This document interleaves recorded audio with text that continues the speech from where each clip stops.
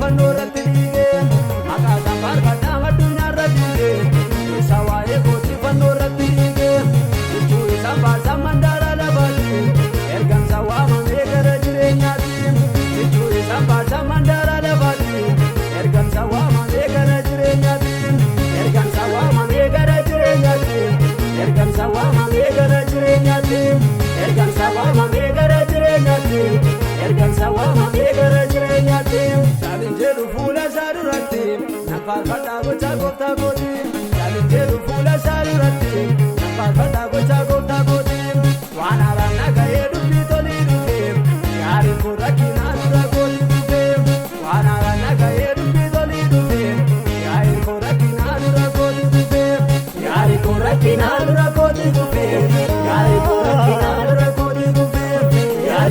rakkinaan rakkootti dhufee yaari